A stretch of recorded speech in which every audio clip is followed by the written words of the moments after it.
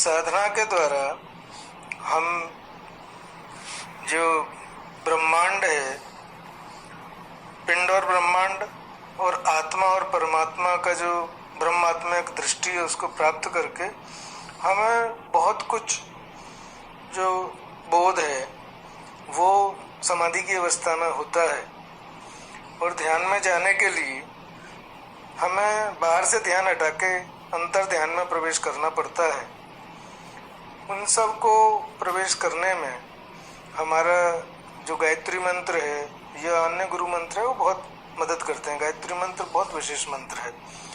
तो आज चर्चा करते हैं ये ब्रह्मांड में ब्रह्म की स्थिति और जो हमारा जो रास्ता है साधना का वो किस तरह चलता है, इसी के ऊपर विचार करते हैं कि जो ब्रह्म में ब्रह्मांड की स्थिति क्या है।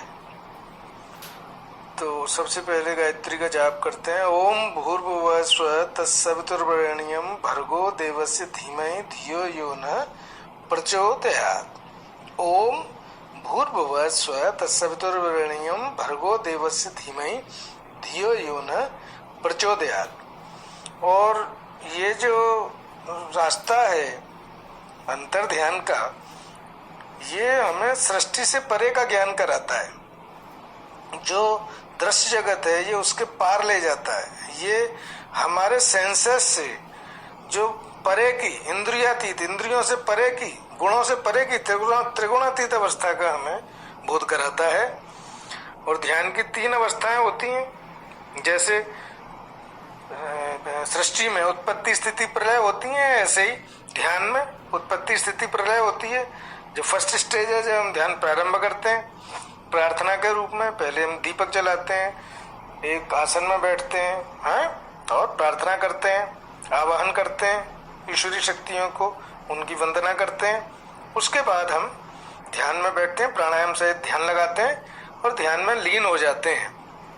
और उसके बाद में हम लय हो जाते हैं ईश्वर में, ईश्वर के ध्यान में पूरी तरीके से लय हो गए। उस लय के बाद में फिर जो है हमारा ध्यान धीमे धीमे जब समाप्त होता है तो फिर हम पूर्वावस्था में लौट कर आते हैं। तो ये भी एक तरंगात्मक वृत्ति की तरह ध्यान हमारा चलता है। इसमें भी उत्पत्ति स्थिति प्रलय तीनों स्थितियां प्राप्त होती हैं। जो पहली और तीसरी अवस्था है, जब हम ध्यान में प्रवेश करते हैं और फिर ध्यान से उठते हैं, तो पहली और तीसरी अवस्था हमारी एक जैसी होती है, लेकिन अंतर क्या होता है कि उसमें हमारा जो आत्मानुभव है, जो अनुभव है, वो जुड़ जाता है। जो पहले हम थे और जब ध्यान लगा के उठते हैं उसमें अंतर ये होता है कि हम एनरिच होकर उठते हैं, हमारे अनुभव में बढ़ोतरी हो जाती है और हमारी जो अनुभूति है वो यात्रा की जो है और सूक्ष्म होती चली जाती है। तो कुछ न कुछ तरक्की हमें होती है, लेकिन कई बार हमें इसलिए प्रतीत नहीं होता है क्योंकि ध्यान जो है वो बहुत कोई एक दिन का ध्यान नहीं है, ये तो जीवन पर्यंत आखिरी सांस तक का ध्यान है। तो हमें कुछ समय बाद कुछ परिवर्तन नजर आते हैं, जो कि जब हम दृष्टि जब लगाते हैं तो अंतर की तरफ, तो हमें वो चीज दिखाई देती है और वो हमारी अनुभूति में आती है। और जो हमारा जो ब्रह्मांड है वो भी एक केंद्र की तरह, पूरे जो एक सेल की तरह, एक बहुत बड़ा मेगा सेल जैसे है। तो जो ब्रह्म तत्व है वो अनंत है और ब्रह्मांड उसमें एक छोटी सी एक गेंद की तरह, फुटबॉल की तरह, और वो भी जो है अपने अक्ष पे 3 डायमेंशनल वे में, त्रिविमीय गति में, अक्षीय गति, कक्षीय गति और ध्रुवीय गति, वो अपना रोटेशन कर रहा है बहुत तेजी से। अगर ब्रह्मांड नहीं घूमेगा तो इसके अवयवों को, जो इसके अवयव हैं, इनको गति और बल कहाँ से मिलेगा? जो कहाँ से बल आता है? ये जो इतने पिंड ब्रह्मांड और इतने सोलर सिस्टम गैलेक्सीज वगैरह घूम रही हैं, इनको बल कैसे मिलेगा? तो और वो संतुलन कैसे बनेगा? तो ये जो ब्रह्मांड है वो एक केंद्र में अपना एक केंद्र है और ये 3 डायमेंशनल रोटेशन इसमें हो रहा है। और ये फुटबॉल और वॉलीबॉल की तरह गोलाकार कक्षाओं में ये सारे जो है पूरा जो गुच्छा है वो घूम रहा है। और जो एक परिवर्तन का नियम है वो भी इसमें लागू होता है। कि किसी भी एक ग्रह की स्थिति एक क्षण के लिए भी स्थिर नहीं है। प्रत्येक ग्रह एक कल्प में अपनी स्थिति लगातार बदलता रहता है। आज यहाँ सूर्य, पृथ्वी व चांद जहाँ पर हैं, वो अगले ही क्षण उनकी स्थिति ब्रह्मांड में वो बदल जाएगी। ब्रह्म तत्व में, आकाश तत्व में भी उनकी स्थिति बदलती रहती है, बदल जाएगी। कोई भी क्षण तो अगला क्षण है वो उससे उसकी सारी स्थितियां परिवर्तनशील हैं, स्थिर नहीं रहती हैं। ऐसी आवृत्ति का नियम।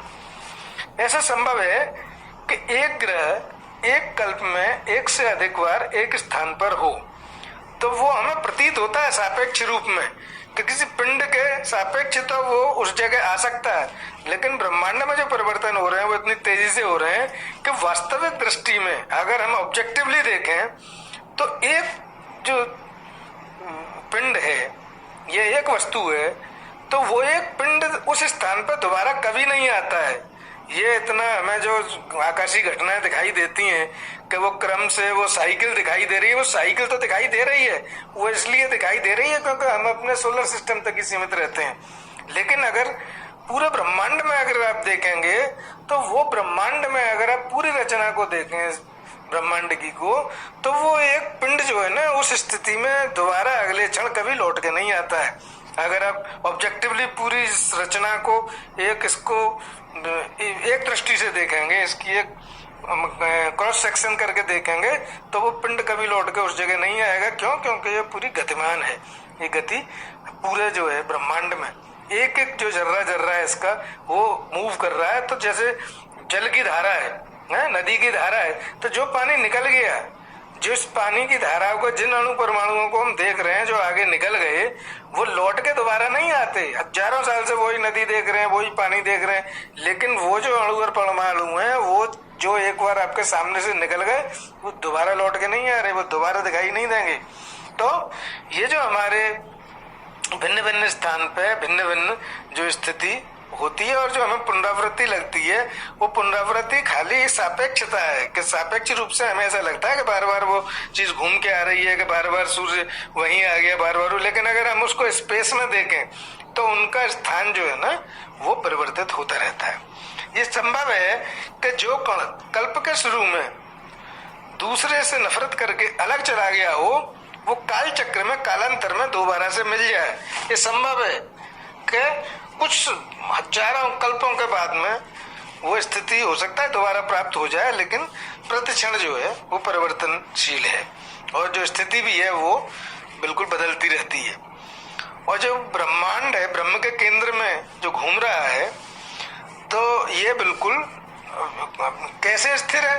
क्योंकि इसमें जो हमारे ब्रह्मांड में जो ब्रह्म तत्व है वो अनंत है, ब्रह्मांड की एक सीमा है, तो इसमें संकोच और विकोच होते हैं। तो जब संकोच हुआ तो प्रकृति स्टार्ट हुई, कल्प प्रारंभ हुआ, जो ब्रह्मांड बना, तो उत्पत्ति स्थिति प्रलय वाला जो गेम है वो इसमें चलता रहता है। वो हमारे ब्रह्म तत्व में जो संकोच और विकोच होते हैं उनकी वजह से इसमें एक तरीके से चाबी लग जाती है और उसी के ये चाबी से, उसी के फोर्स से ये चलता है। और मनुष्य जो है वो बहुत चेतन और सबसे ज्यादा बुद्धिमान प्राणी है। मनुष्य का आत्मा अनंत ब्रह्म है। आत्मा को सब कुछ मालूम है। सारे ब्रह्मांड के युगों युगों के अनुभव हमारे आत्मा के अंदर हैं। शरीर रूप में भी मनुष्य चाहे किसी भी योनि में क्यों न हो, ब्रह्म में हमेशा घूमता रहता है और घूम रहा है। कोई स्थिति कल्प में ऐसी नहीं जहाँ प्राणी कभी न घूमा हो। ब्रह्मलोक में मनुष्य सृष्टि के अंत में पहुंचकर सब कुछ जान चुका होता है, परंतु नए कल्प के आरंभ में माया के मोह से अज्ञानतावश वो परिवर्तनों को ही स्थिरता मान लेता है। वो पुरानी सब चीजें जीव जो है वो भूल जाता है। नहीं, जीव के अंदर, जीवात्मा के अंदर पूरा ज्ञान रहता है। एक ब्रह्म के अलावा जो अपरिवर्तनीय है, सिर्फ अपरिवर्तनीय एक चीज है और वो हमारा आत्मा है और ब्रह्म तत्व है। एक ब्रह्म के अलावा जो अपरिवर्तनीय है वो समुद्र से भी अनंत गुना विस्तार का है। वो सब कुछ बदल रहा है। ब्रह्म तत्व के अलावा सब कुछ परिवर्तनशील है। ब्रह्म में एक ब्रह्मांड की स्थिति समुद्र में एक बूंद जैसी है। उसमें भी मनुष्य की पृथ्वी लोक भूलोक में स्थिति क्या है शरीर के रूप में, सोच सकते हैं कि भाई हम कितने छोटे हैं कि वो एक बिंदु के बराबर भी नहीं है। फिर भी मनुष्य अहंकार व मोह का वशीभूत होकर शरीर को सब कुछ मानकर, दृश्य सृष्टि से भी अल्प पृथ्वी को सब कुछ मानकर धोखा, मक्कारी, चालाकी व अत्याचार करता चला आ रहा है। उससे भी अधिक अज्ञानता की बात क्या है कि जो लोग ज्ञान मार्ग पर चलते हैं वो भी भटक के कई बार वो योग भ्रष्ट हो जाते हैं और कुछ ऐसे आचरण करने लगते हैं, ढोंग का और दिखावे का जो आचरण करते रहते हैं, जो कि हमारे बाकी के विश्व को भी अंधेरे और पाप में धकेलने का मार्ग अपना लेते हैं। तो हमें इन चीजों से सावधान रहना चाहिए कि जो लोग योग मार्ग में चल रहे हैं वो अपने चरित्र को उच्च स्तर पर बनाए रखें। श्री कृष्ण जी पूर्ण योगी हुए हैं। उनके बाद अब तक बहुत से योगी, साधु, संत और ब्राह्मण हुए हैं जिन्होंने का अपनी साधना को उच्चायाम दिया है, और कुछ पथभ्रष्ट भी लोग हुए हैं जिनकी के साधना भंग हुई है। तो ये जो क्रम है वो सृष्टि के आदिकाल से चलता रहता है कि कुछ लोग साधना को पूर्ण कर लेते हैं, कुछ की जो है साधना भंग हो जाती है, फिर अगले जन्म में दोबारा चालू होती है।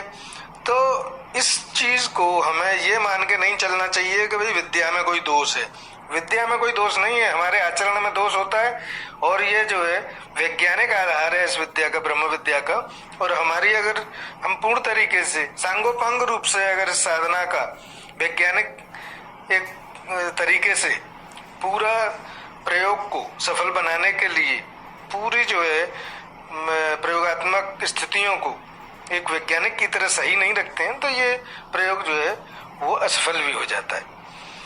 और जो जीव है, जीव 84 लाख की योनियों में चक्कर काटते काटते तंग आ जाता है, तो फिर किसी जन्म में उसे फिर जो है मुक्त होने की और छुटकारे की बड़ी बेचैनी होती है और वो छूटने की कोशिश करता है और किसी योग्य ऋषि के सानिध्य में आके और वो योग मार्ग का अनुसरण करके और अपने जीवन को सफल बना के इस जीवन चक्र के बंधन से मुक्त होने का रास्ता ढूंढता है, और उस रास्ते पे चल के जो ऋषियों के बताए हुए नुस्खे पे चल के वो अपने जीवन को सफल बना के अंत में मोक्ष को प्राप्त होता है। ओम शांति शांति शांति। बंधुओं, ये देखिए कि हेल्थ क्या है। Health is a perfect state of physical, mental, social and spiritual wellbeing. Physical health क्या है? To be free from physically free from diseases. Mental health हमारा satisfied and shockproof mind, कोई परफेक्टली सेटिस्फाइड हमारी अगर life है, mind है, so we are having good mental health. And social wellbeing, so socially we have good relations, we progressive to the society, we have good coordination, and our attitude is towards the service of the humanity. So this is good social health and spiritual health, spiritual well-being. So if we realize our soul, if we realize the infinite spirit inside our heart or mind, then we are said to be perfectly spiritually healthy. So we should follow the yogic path, and by following this yogic path we can get freedom from desires, irrelevant desires, and freedom from different types of lifestyle disorders, stress induced disorders, mental disorders like depression, anxiety state, phobias, and many psychosomatic disorders like blood pressure, diabetes, irritable bowel syndrome, peptic ulcer syndrome, and this lifestyle disorders. And almost we can control most of the psychological and psychosomatic disorders by application of yoga in our daily life. So friends, we should study one lesson from Gita daily, and we should meditate in morning and evening. Start from 10 minutes at a time and extend this period up to 25 to 30 minutes morning and the same period in the evening, and read Gita daily and take balanced diet, and the diet should be full of vegetables, fruits and high fiber diet. And we should analyze ourselves daily, and if you find time you can visit my website devadasi.com and you will find many blogs and articles for your help. Thank you very much.